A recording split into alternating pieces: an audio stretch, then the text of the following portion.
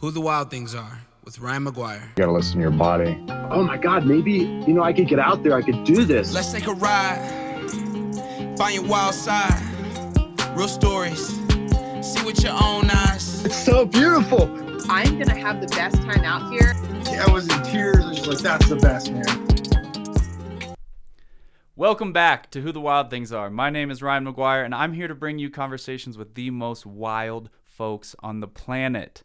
If you're enjoying the podcast, please leave us a rating and review on your podcast platform of choice. And if you enjoyed the episode, share it with a friend. Appreciate you guys. Let's get it going. This episode of Who the Wild Things Are is brought to you by Kula Sports Performance. Kula is a high-performance gym based all around the United States, but more importantly, here in the Denver area. This is the place that I train at when I'm not able to go outside. They have a state-of-the-art facility with very unique capabilities. They have things there that I have never seen in another performance gym. Recently, Jacob Showers, who you've seen on this podcast before, has teamed up with Kula as well, offering a hybrid performance program out of Kula. So that is what I am doing for my current training. If you guys are interested, please check out Kula Sports Performance, and I'll see you in the gym. I feel like I get fast. I don't get faster, but I catch people through the race. I don't feel like I can start as fast as the fast guys, but I can catch them throughout. And I think a lot of that is just from the triathlon years, running under fatigue. My running doesn't get that much slower throughout, and the movements towards the end. The burpees, the lunges, they don't fatigue me as much. Yeah, you're definitely, I think your runs. runs are faster too. I feel like you are pretty conservative to start the race. I am. Which is maybe just like years and years of experience, because I get at the start line and I just absolutely try to rip it out of the gate. And that's just... endorphins are racing. I can't help it. And that makes me nervous always, when I get behind in the beginning. But I've done it enough times to be like, I know on the burpee broad jump station, that's where I get to shine. And from there on out, start to catch people. Yeah, I'm kind of the opposite. I'd be too nervous to... I don't think I'd trust myself. If I let people get out there, then I'd be like, having a shit day. Yeah. Not my day. Yeah. There's no way it's a tough balancing act. I can close this distance because they're still moving so fast. Yeah, I think some of that is conditioned for me because I sucked at swimming in triathlon. So the race for me was always just passing people, and I knew I was going to be behind. But it's empowering when you're passing people rather than getting past later in the race. So I think I'm conditioned to that with the high rocks too, where I don't mind if I get a little behind in the beginning because I'm stoked about the ability to pass people later in the race. I've been thinking about that, maybe because I'm doing Vegas in February, and I don't have this is my first race back. I don't have any pressure on me, and I'm like, maybe I just try and go out slow and see what happens, and just not slow, but just more paced, as opposed to starting out with 3:30s, 3:40s. Start out at a 4 and see if you can maintain the 4 instead of dipping towards the end. Yeah, and then just see if you can push the stations just a little bit more. 4 seconds here, 4 seconds there. Yeah, and go unbroken on wall balls. And that's go unbroken on the wall balls. Yeah. I'm putting that out there right now, this moment. That's my one goal for Vegas. I don't care if I run a 1:16. Yeah. If I go unbroken on wall balls, I'll be stoked. I haven't yet, and the most I've ever done unbroken is 150. I think I could probably do 200 unbroken, but I still have not gone unbroken in wall balls in high rocks. Your heart rate's just so high. Heart rate and quads are just so smashed. It really, really hurts. It does. I've seen a lot of CrossFitters be like, "Oh, I can do 100 wall balls unbroken, no problem." And I'm like, "All right." Yeah, not after all that. We'll see. It's so quad dominant. You're just absolutely smoked. And shoulders. I mean, your shoulders are pretty tired from the farmer's carry, because farmer's carry is that station right before, right? Two stations before. Two stations before. Yeah, your shoulders are pretty tired. Yeah, there's a good chance that I don't go unbroken, but I'm definitely gonna try. It's in your mind. Yeah. Yeah. What cool. day are you racing? Vegas. So I'm racing as of right now. Racing Saturday pro, and then potentially mixed doubles Sunday. Got it. We're going I'm going Sunday. Ty is racing Sunday. You're racing pro on Sunday. Yeah. Oh, nice. Yeah. What time do you guys will race at night? I'm assuming so, but I don't know that that's announced yet what time it is. Cool. That'll be sick. I'm excited to see you in too. Ty race. I know. Me too. It'll be a good race. Ty's super fit. He's got beast. that run fitness from the Leadville 100, and I mean, played pro basketball, so he's got the mental and physical down. He definitely got that dog in him. He does. Yeah. Yeah, I'm excited to see where that goes. He's an impressive athlete. His story was really interesting when I had him on the podcast. Just hearing like the transformation he had into Leadville was so crazy. Yeah, he really never ran before outside of sprints and basketball practice. Yeah, I think he had ran like a half marathon 10 years prior, and then just somehow worked up to like a 24-hour crazy mountain race within 8 months. Yeah. I wonder almost how much of that is like you don't know what you don't know, you know? You're just like kind of winging it in a way, but also knowing that you're winging it, so you have to prepare. Like he was dialed in with his training. Unbelievable. You know, because he had never done it before, where for me, you know, I haven't done the Leadville Run, but I do the Leadville Bike every year. I don't train as hard as I used to because I've done it before. I kind of know I can get through it. Yeah. So, you know, I just train enough to get a time that I'm comfortable with, where I feel like in my Ironman years, like there was that scared portion of I haven't done this, I don't know what could go wrong, like I want to be so over prepared that, you know, I'm winging it in a way, so I want to make sure I'm prepared enough that it's not winging it. Yeah. And I wonder how much of that attributes to the success of people doing Leadville for their first time, having never done a marathon even, you know? It can, if you have the ability to not negotiate with yourself like Ty does. Yeah. Ty does like hit the plan. He does this thing. It's like I'm getting up at 5 a.m. and I'm Yeah. running 12 miles at a 7:32 pace, and he Yep. hits it exactly Yep. like he said he was going to do it. Rain, sun, or shine, sleep, no Yep. food, have food, doesn't matter. Yep. I'm doing it exactly as it's programmed every single time. Yep. And I wish I had that, but I don't really have it. Like, Yeah. I can work hard, but it's the doing everything exactly to that level is a special skill that he has. Yeah. And it's probably why he did so good in basketball. Like, 100%. he was not the biggest, fastest guy, but able to just do everything right all the time. Yep. I had that in my Ironman years. My coach used to say, think like a bumblebee and train like a racehorse, meaning like positive thoughts and then just execute. And he would put my plan in Training Peaks and I would want to hit it exactly as written. I don't have it anymore. I mean, I just enjoy like lifestyle training more than, you know, the accolades. But during that time period, I wanted the accolades. I wanted to get to Kona, and, you know, I knew what it took to get to Kona, and it was just executing on the plan on a daily basis. So I had it then, but I really haven't had it since then. Yeah, and there's a little bit of like disparity with that coaching, right? Because the formula is pretty much been figured out and written for something like Ironman or marathon. Like, this is the plan. If you hit these paces, gives you a 90% shot of executing on race day. With newer sports like high rocks and CrossFit, there's always new kind of enlightening training methods that keep coming out every year. And I think 10 years from now, we'll know exactly what it takes to run sub 1 hour in high rocks. We'll know exactly the pace, the exact station splits you need. Yeah. But that stuff isn't as well understood at this point. Yeah. Yeah, I mean, high rocks is just a little too new, so people are still learning what the appropriate training balance is between strength, zone 4 training, anaerobic training, run training, like what is the appropriate volume for each. And then, you know, CrossFit, the strength component is, you know, pretty dialed. You know, obviously there's been strength training for years and years and years, but the CrossFit, the skill aspect of it is just what gets so complicated. Like, how much time do you spend working on mobility, working on skill, because so much of CrossFit is that, where high rocks, you know, more similar to triathlon, where you know what it is every time, you know what the duration is, and you can really prepare for that. I think we need a little more time for people to understand what the right balance is. Yeah, it's more of just like the formula hasn't been figured out versus CrossFit. There may never be a formula because it always changes. Just so complex, and there's so many skills that are layered in, you know, year There's after new year. shit every year. Yeah. And it seems like also, I don't know too much about CrossFit, but it seems like the torch has been passed several times in terms of like who's going to be the race director and who's going to be doing the programming. So that obviously, if you programmed CrossFit versus me, it's going to be a totally different fitness test. Super valid. And, you know, there's competitions outside of CrossFit that are programmed by different people, like Wadapalooza. You know, that's not programmed by CrossFit. Rogue Invitational, not programmed by CrossFit, where High Rocks is all, like Yeah. the exact same every time. Triathlon might be different courses, but the distances. So Right.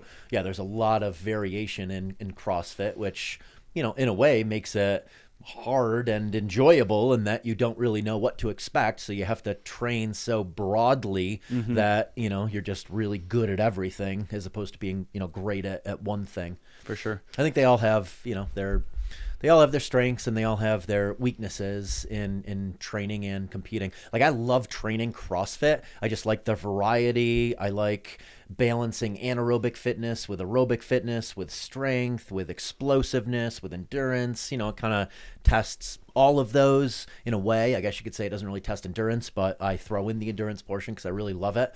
But I love competing in more endurance-based endeavors. I just... doing an 8-minute workout and then sitting around for 3 hours and then another 8-minute workout isn't my favorite way to spend a day. I would rather do it and be done.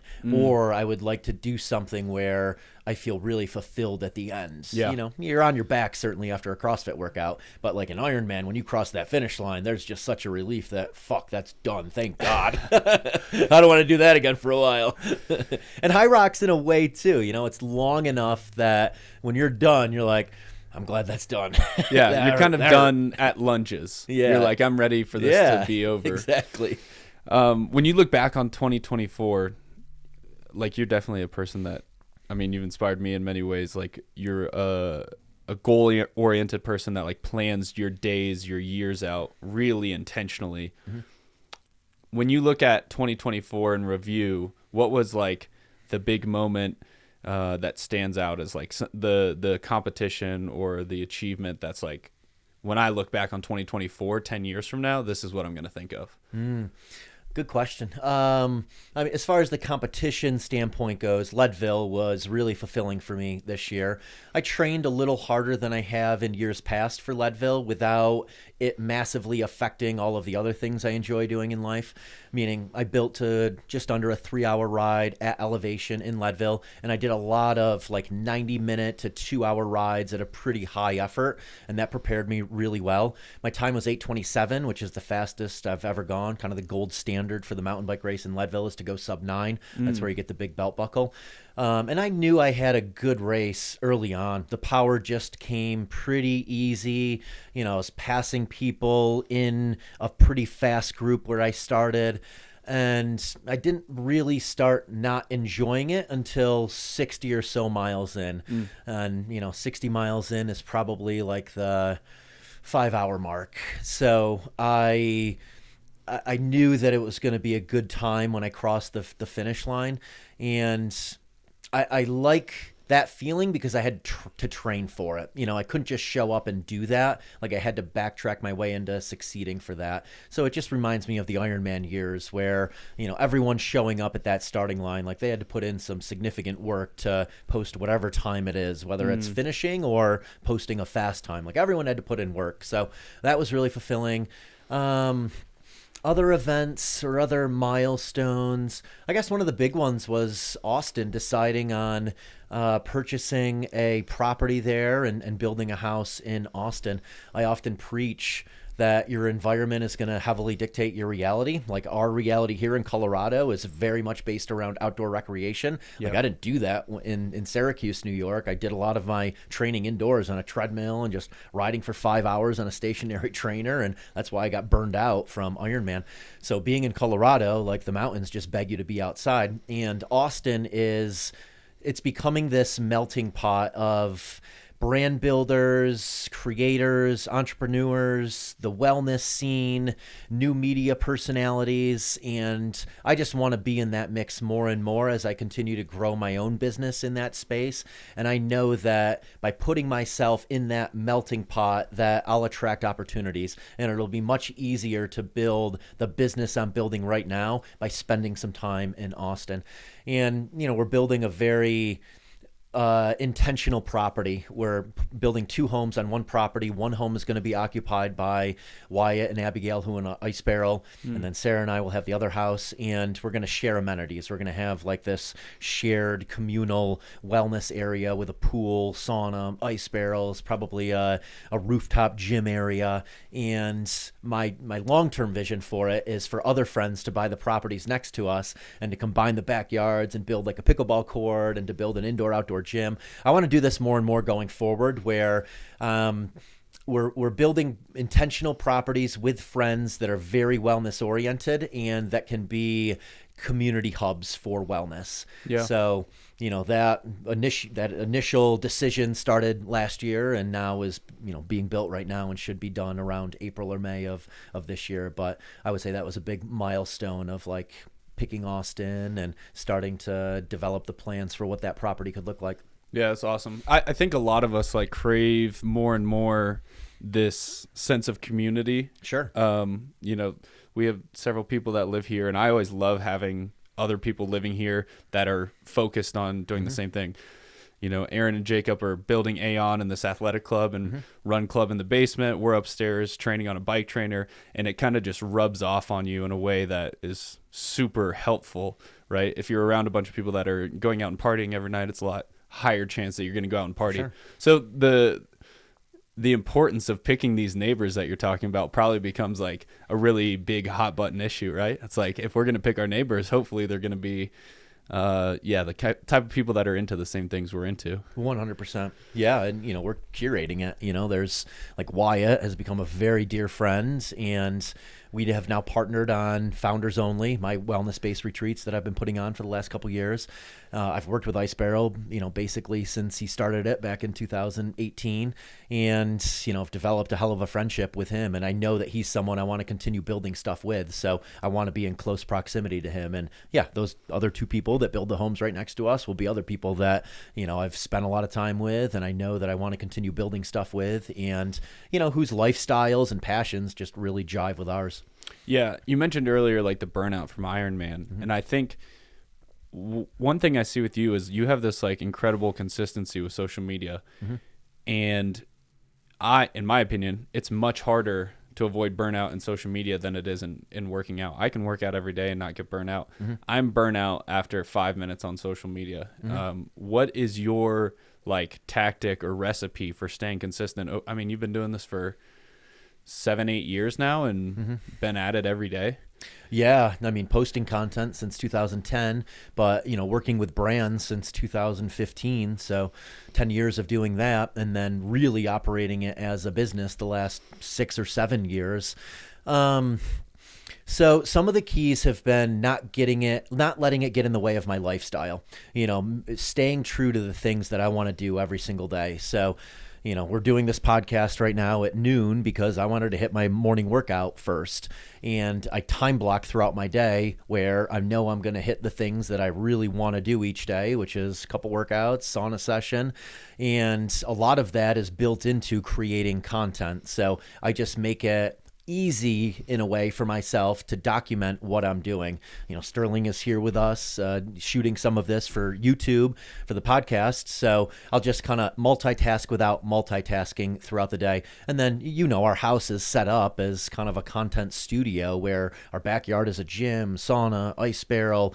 I work with brands who I want to integrate into my life. And then it's just documenting my life throughout the day and sharing lessons that I've learned rather than, trying to be an actor and, just shooting ads for companies that are paying me regardless of whether they fit into my life or not. So yeah. I think that's been the key, is picking brands whose products and services really integrate well into my life and designing my life in a way that it makes it easier to shoot all of the content that I need to shoot.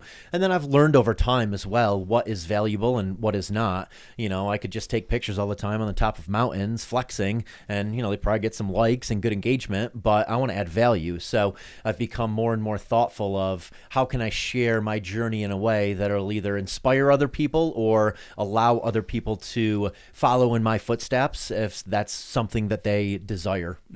One thing I saw this year on yours was that focus on comparing you to former you. Yeah. Which is, it's a cool way to do it because you don't have to like put anybody else down, but you can call out this culture because it was you. And yours was essentially, here's me at 43, here's me at like 23. Yeah. And it's a pretty staggering difference when you put those side by side.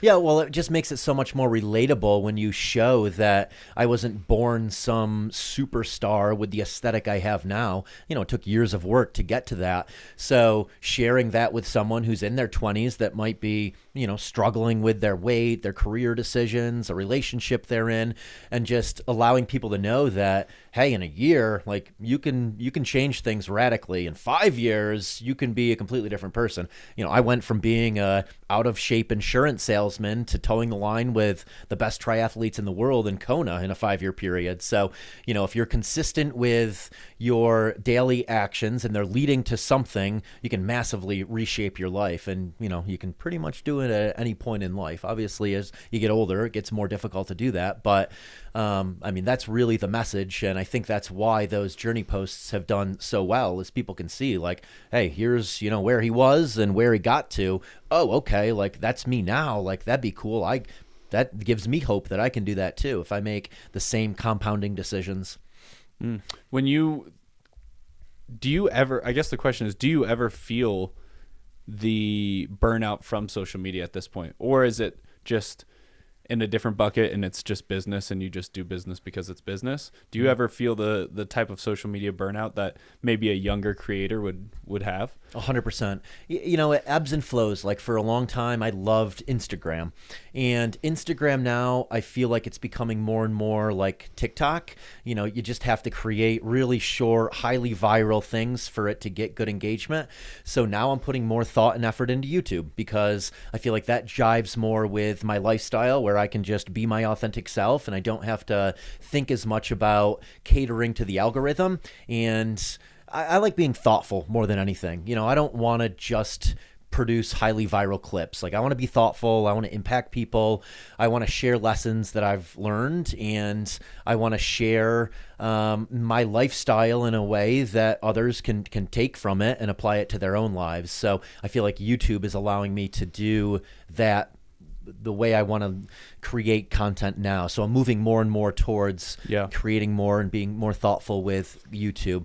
Not to say that I'm not still, you know, creating content for Instagram, but I downloaded an app called Opal recently, and that has allowed me to just kind of go in and out of Instagram as I need to. You can set it up so that you can have, you know, time blocks throughout the day where it blocks you out of certain apps. And I've really enjoyed that because just like everyone else, I can be a victim of doom scrolling, and I feel my worst when I do that, you know, when I'm just like sitting around doing something aimlessly. So I downloaded that app because I am in social media a lot. You know, I have to post a lot of content throughout the day. I use Instagram to edit a lot of what I do. So that's been a really helpful app to, you know, allow me to just use it for the work I need to do as opposed to just get caught up in, you know, doom scrolling, because these apps get better and better at like sucking you in for long periods of time. They're amazing at it. And it's a blessing and a curse. Like, you know, the appeal is like you can see what everyone else is doing out there. You can get tons of inspiration. You can learn things, but you can also get sucked into, you know, their life is better than mine trap. And, you know, I don't want to get sucked into that. Like I want to get in there. I want to be inspired and then get out, and then I want to create. I want to execute. I don't want to just get stuck in the trap of constantly consuming. Yeah, I think the pendulum is kind of swinging back now. It's like this highly gravitational pull towards short form content, and I think ultimately the pendulum is swinging back towards things like podcasts or YouTube, where you're like actually getting value.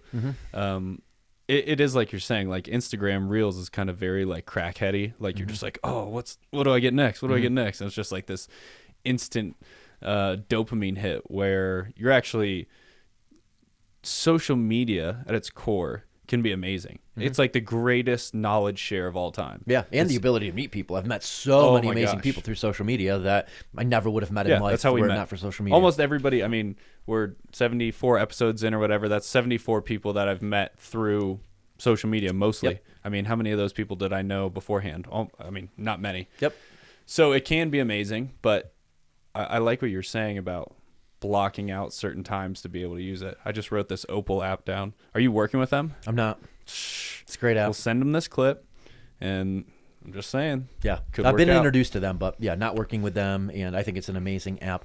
So the other thing for me is, as my audience has grown, you become a public figure, which is kind of interesting. You know, I've never been on a TV show. I wasn't a professional athlete. You know, I never had fame, but as my audience has grown and my content is seen by more and more people that are only seeing me through one piece of content, you get judged as a public figure, and you have to develop a tolerance to hate and negativity. So I dealt with that for sure in 2024. I would say 2024 was the year that I started to develop a shield for that. But it's interesting how the human mind works, where, you know, one negative can outweigh 100 positives. And, you know, I definitely was a victim of that at times throughout 2024, you know, just being judged as, you know, in a harsher light, and, you know, not being treated like a human being and being treated like a public figure. So interesting to deal with that for sure. Not something I ever thought I would have to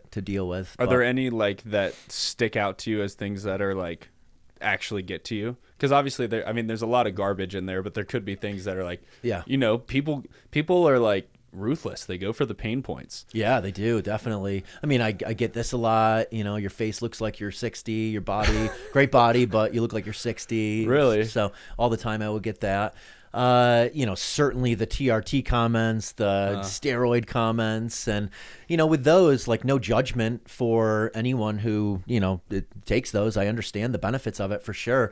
But, you know, the annotation is that I cheated to get where I am, which I've just 2 workouts a day for 15 years, and very diligent recovery routines have gotten me where I am and gotten me the aesthetic that I have. So you know, that bothered me for a while, of just, you're accusing me of taking a shortcut and of cheating to get where I am today, and I haven't. So that bothered me That's a also bit. like that might be a screen effect thing, because you don't look preposterous in real life. Yeah. Like you definitely look super low body fat Yeah. and like super cut, but like if you see you in real life, you're like, versus someone who's like juiced to the gills. Yeah. It's a very different thing. Well, yeah, I mean, because you can shoot with perfect lighting. You know, I shoot a lot of content when I'm sweaty. I shoot a lot of content when I'm doing the contrast therapy, which is going to make you look, you know, super jacked. lean, super jacked. Yeah. Yeah, it's I mean, it's the an first few interesting times thing. I was like, oh, that's a great compliment. You Right. know, man, these people think I look superhuman. Awesome. And then as I got more and more of it, I'm like, God damn it. Like, you know, I don't like being accused of taking a shortcut, because Right. I didn't take a shortcut. I spent 15 years like working my ass off to get to where I am. The problem with it is that there are a lot of creators who are on juice and lie. Sure. And so that is what makes it really tough. Well, I think Liver King ruined it for a lot of people, lying Yeah. about it. And then the perception is that everyone lies about it. He know? got you. Do you remember that conversation we had? You Yeah, were he did like, get me. I you were didn't- like, I think he's just all natural, and I think that was you thinking like, oh well, if I keep working, I could be Liver King size. No, I didn't think that. I generally look at people in a truthful and positive light. And, you know, it takes them lying to me or deceiving me for me to then judge them differently. I usually, like, you know, I think people are putting their best foot forward. I think they're telling the truth until they don't. So I think it was more of that. Yeah. And I've always been that way. I've always been like, I want people to know that I like them, and I've always led with empathy. And, you know, you have to do something to me personally for me to, you know, think of you as not a good person. Yeah, I just couldn't take it from the beginning. I was like, this guy's absolutely juicing, and it made me Looking really back, mad yeah, because like the whole thing was like this naturalist perspective, which is something that I deeply am connected with, which is like eating nose to tail and being connected to the earth and Mother Nature. And he was kind of using that as like, this is how you get to preposterous size. And I'm like, I've been doing this for a while. It hasn't made me any bigger. Healthier, yes. For sure. But more energy, massive, better recovery. Yeah. Huge tits, Yeah. turtle shell abs. I don't No think dice. so. So yeah, that thing kind of made me mad. And there's other ones too. Like there's plenty of other examples of influencers that are probably juicing and just try to deny it or not talk about it or not share. And it's an unfortunate reality, and like that we can't get to the point where folks can just say, Yeah. I'm using X, Y, or Z, and it's just accepted. Yeah. I don't know what the solution is there. Yeah. I mean, this is one of the reasons, again, why I'm enjoying YouTube more, where, it's less about the visual appeal and it's more about the thoughtful content that you're putting into it. Obviously, the thumbnail and all of that has a lot to do with it, the titling, but I feel like my role in it of just being me, I can just be me. I don't have to think about these other things that allow videos and photos to do well on, shorter form platforms. Yeah, it's unfortunate that's the way the human mind works, is it like instantly goes to judging. It's like a perfection or it's a protection mechanism, right? So they instantly judge you by some situation. Yeah. I guess the only way to protect yourself from that is just like try not to look at any comments, which is probably really tough in your position because you're getting Yeah. Well, you can thousands. filter it now, which is nice. I can filter it from people who follow me, and them I want to reply to. That's cool. generally, thoughtful comments, and then I can filter it to people who don't follow me that are commenting. So, Interesting. So you don't necessarily have to see all of those. yeah, correct. That's really nice. I bet that probably makes a lot of people's life a lot better. Mm-hmm. It's interesting. When you look at, so we talked about 2024, when you look at 2025, what does that big goal look like to you? What is the thing on the horizon? Yeah, it's 2025 is pretty much all planned out. Have this big ass calendar that we just hung in our basement and literally planned it all out with different events, races, competitions. Austin House is definitely going to be one of the biggest projects, so that's super exciting. Just getting to design that. As far as competitions go, 2 High Rocks races that I'm training for, past High Rocks races. I go in with plenty of fitness, but it's CrossFit fitness and endurance fitness from biking. I haven't really ramped up running in the last 4 years, and I've put in a pretty focused 2-month running block leading up to these High Rocks races coming up in Vegas and Houston. So goal is to get to the World Championships in June in Chicago in my age group. I'd like to be low 60-minute range. I think 62 to 64 would put me right where I need to be to qualify in my age group. And then CrossFit Games. I mean, I've been attempting to get to the games in my age group for the last 4 or 5 years now. And I think this year, I age up to 45, 49. And I think this year is the year that I have a great chance at getting to the CrossFit Games in my age group. So continuing to really focus on CrossFit training with sprinkling in about 15 miles of running each week. And then Zone 4 specific High Rocks workouts, which I think prepare me well for the CrossFit Open and maybe even some for semifinals of CrossFit. And then endurance-wise, I'm doing a 5-day mountain bike stage race in Croatia with the famed Iron Cowboy, James Lawrence. Oh, cool. Which I'm really excited about. We're doing it as a 2-person team. So we ride on 5 different islands in Croatia. We take a boat, go from island to island, and it's a stage race. So looking forward to that. That's in April. And then Leadville, 50-mile bike, 100-mile bike. I'm doing both of those this year. So that will be July and then August for the 100-mile bike. That'll be a delicate balancing act if I do qualify for the CrossFit Games, of making sure that I'm doing enough strength training and CrossFit skill work and also doing enough bike volume to get that sub 9-hour time at Leadville. Again, I'm not going to go crazy with the bike volume. I'll build to a 3-hour ride in Leadville. I'll do a lot of 1-hour to 2-hour hard effort rides just to build endurance in my quads. And then I'll just continue maintaining the CrossFit training. And I'll basically stop running after June High Rocks and, hopefully put a little bit of weight back on for CrossFit. I feel like the weight doesn't affect me nearly as much in cycling as it does running. It massively affects my ability to run fast and to run far. So, yeah, it's just going to kind of be a year of ebbing and flowing between strength training, CrossFit training, run training, bike training to do all of these different things. But I'm really looking forward to it. I'm also doing rim to rim to rim. Grand Canyon is just a fun adventure with a crew of friends who I really enjoy being around. I'm going to When are you doing that? First weekend of May. Nice. And then the weekend before that, I'm doing the Kokopelli Trail, mountain biking, again, just for fun, no, time time goals, and that's just going to be over like 3-day period. I think that's 140 miles. I could be off a little bit on the distance, but goes from Fruta to Moab, and it's, dirt road with some single track and doing it with a crew, support crew. Sweet. So that should be really fun. Is that an event or is that just friends? Just friends. Cool. Yep. Yeah. Who's going there? Ryan Kroll is organizing it. Ryan Okay. Kroll owns Boundless, big training program for Leadville runners and bikers. Oh, nice. So he's putting it together. Very cool.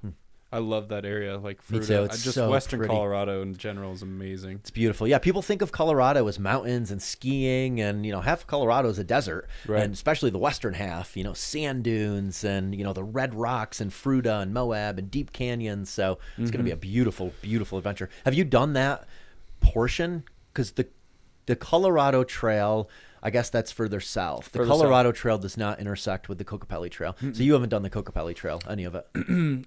No, unless it may go through the Colorado National Monument, which I've spent a good amount of time there. Because it's exactly like you're saying, which is the western slope of Colorado. It's just a weird place to draw the line. Geographically, it's Utah.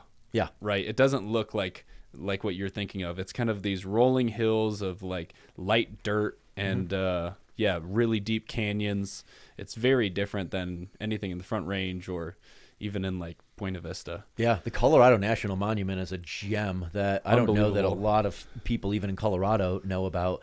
I've road biked that entire loop. And That canyon's damn, it's beautiful. crazy, dude. It is. And no one like goes in Canyonlands. there. Yeah. No one goes in there. It's basically just a passerby place because most people drive from there to like Moab Yep. or Canyonlands or something like that. But stopping off on that drive for the Colorado National Monument's really, really cool. Yeah, Palisade Peaches, Grand Junction, the Yep. sand dunes. There's some good stretches, paddle boarding through there as well. And then Fruta for mountain biking. Man, Fruta. Fruta's one of my favorite places in the world to mountain bike. Yeah, and trail running as well. Yeah, they have sure. some really, really cool trail running races out there that are like, it's a very much small town feel. Like there's no population density. There's one CrossFit gym, and it's just like a very locals only kind of area, which is really nice. Yeah, great coffee shop and great pizza place. What's it called? Best Slope is the coffee shop, incredible beans. They roast their own beans. And then the pizza place is called Hot Tomato. Oh, cool. I don't think I've been to those. I went to a breakfast place there, and it was like way more than I thought it was going to be. Like they're definitely, I feel like they're foodies. Like they only have a couple restaurants, but like the places I've been there have been super, super good. So outside of the athletic achievements, what about like business wise, social media wise, when you look at 2025, how are you kind of setting yourself up for success? Yeah, I mean, many of the brands I work with on a long-term basis, so kind of set up with the brands already at this point, just from the past years of who I've been working with. And then YouTube. YouTube is becoming more and more of a focus. My newsletter is becoming more and more of a focus. Founders Only is going to become more and more of a focus. We're going to be doing the first Founders Only wellness retreat in Austin, March 13th until the 15th. And those are 2 to 3 day wellness retreats for founders of wellness brands, creators, investors, entrepreneurs. And we want to turn that more and more into a membership club where, we're adding more value beyond just the fun wellness retreats. So monthly Zoom calls, breakout sessions to help entrepreneurs with problems they're facing, access to serial CPG founders, just like a mastermind of sorts. So excited about building that more and more into a really valuable business for others. And then the world's toughest mile. I'm really interested in turning that into some kind of official event. And when I say official, more of just like a larger community-based event. Like, I don't know that I'm wanting to turn it into, some kind of competition, but I want to turn it more and more into something similar to Running Man, where it's just this amazing wellness event that gets a lot of people together.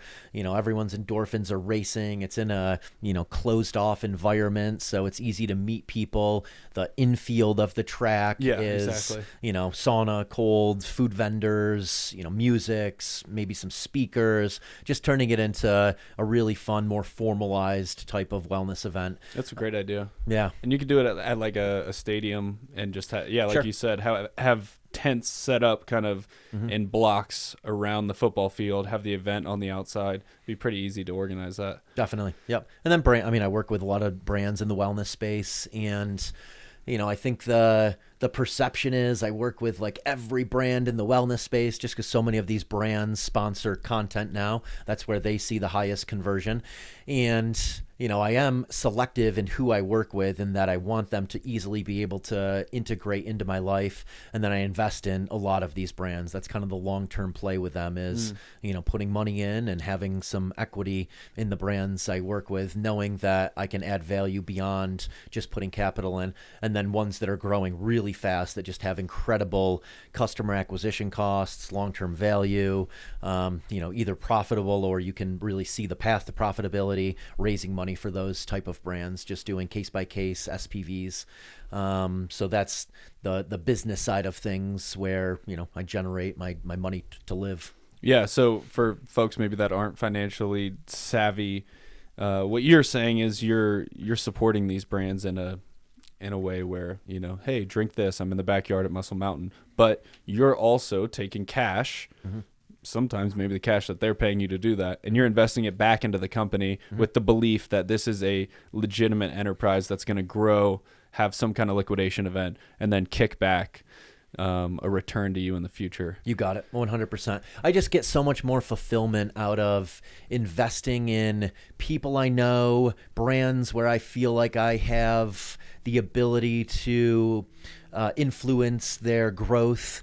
Not that I don't have money in, safer investments like real estate, stock market, stuff like that, but I just don't get much fulfillment around just seeing a number in my bank account grow. I get more fulfillment in watching a friend grow a company and then there being a liquidation event, and everyone does well from that liquidation event. But, there was effort that went into that and you were part of that effort. So that's why I enjoy investing in those. And, they're risky. A lot of them will fail. Generally, the only way that you're getting money back from it is if there is some kind of liquidity event. So meaning they get bought by a private equity firm, they sell to another company, they go public, in the rare instance they go public, that would definitely be a unicorn case. But generally you're betting on them to be either acquired or private equity to buy them. And, I feel like we're in a really good time in history to be in this space. More and more people are interested in wellness, in better for you food products, in supplementation, in longevity, in recovery. 50 years ago, running wasn't much of a thing, and lifting was a bodybuilder thing, and now it's just becoming like these are things that you should do to function at your highest output. So I think we're in a really interesting time, and I think that a lot of these legacy companies are going to start acquiring some of these smaller brands that are really building the next generation of wellness and vitality and longevity. Yeah, and I tend to think of it, this is going to sound weird to some people, but I think of it like selling cigarettes in the 70s or 80s, just because, so a lot of the guys in my family, let's look at like past history, right? You think about, okay, they're smoking cigs, drinking Budweiser, living that kind of life in the 70s, 80s. That's kind of people they are. And it's great to be the guy selling to the addict. We've become literally physically dependent on eating good, feeling good, and moving our bodies. And so what are we now addicted to? We're addicted to buying the Zwift that you and I both just bought on the same day. We're addicted to buying low ingredient foods that are high quality. We're addicted to going to different gyms or spaces that encourage this kind of activity.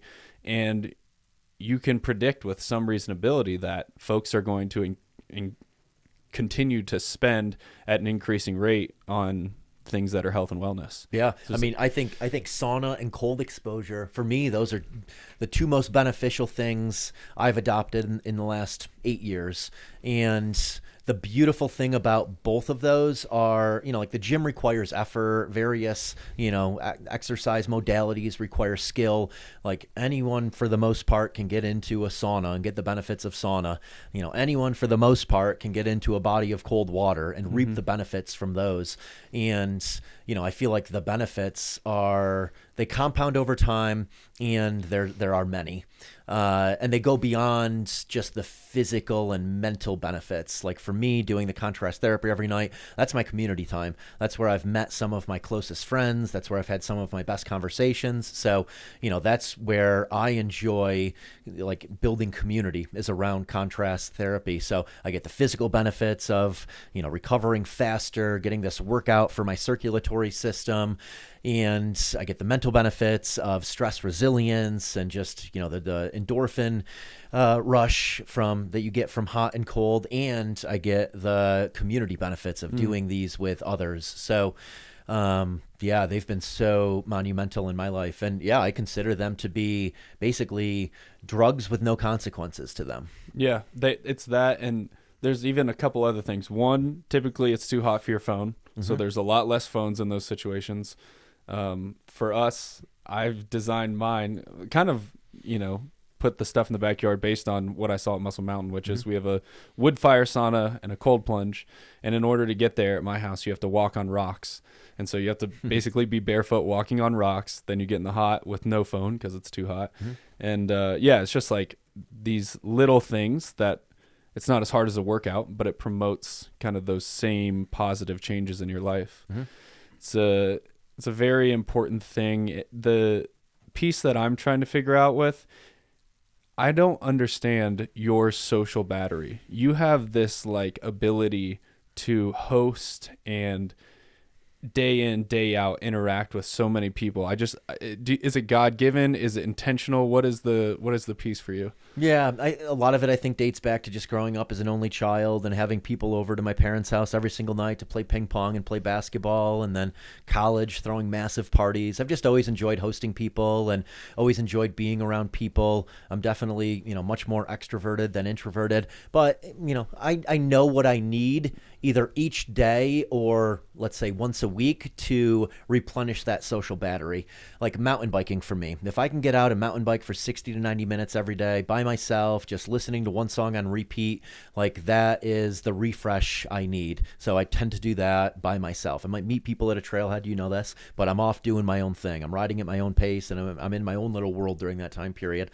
And then I like to do maybe one night a week where, just chill, just Sarah and me hanging in the sauna, doing dinner together. But the other nights, I feel like having people over and lots of new people, it fuels me more than if I just was by myself every single night doing it by myself. I get energy from meeting new people, from connecting people, and also leaving people with this memorable experience. I love that people, they come to Muscle Mountain and they leave feeling better than when they arrived, and they say it, they're like, damn, that was so amazing. I feel so good. And, sometimes I get a text message like 4 days later showing me that they bought a sauna and they bought an ice barrel because it made them feel so good. Yeah. They want to set up for their house. Right. And I love that because then they're going to replicate what I've created and they're going to impact so many more people.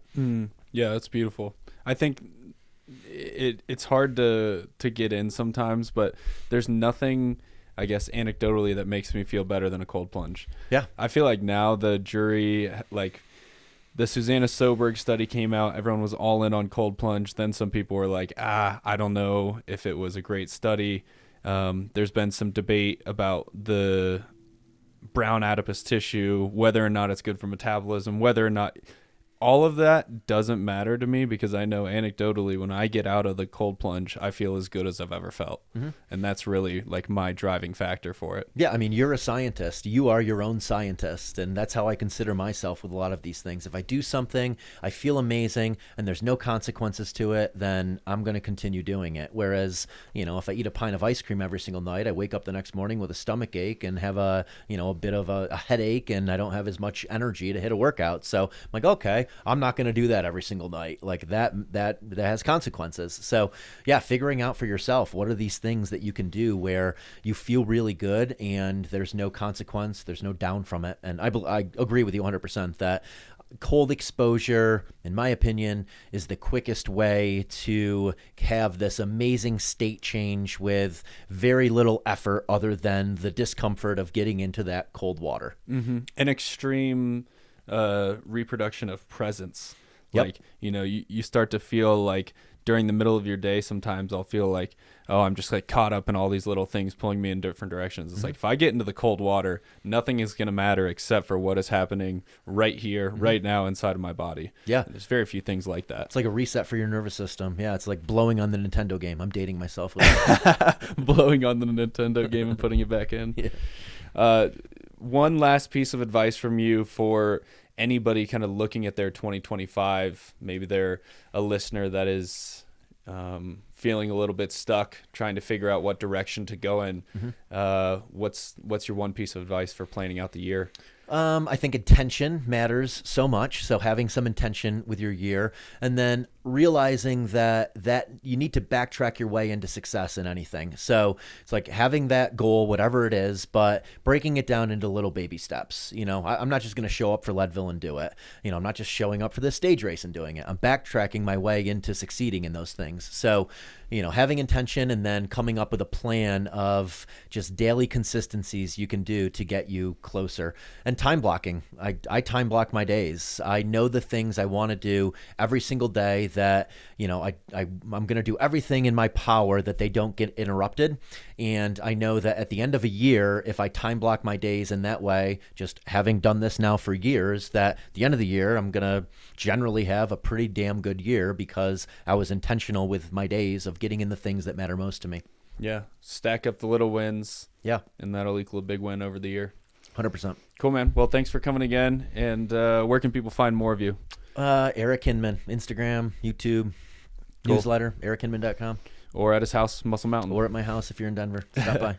All right, man. Thanks for being here. Thanks, and dude. until next time, stay wild. Thanks.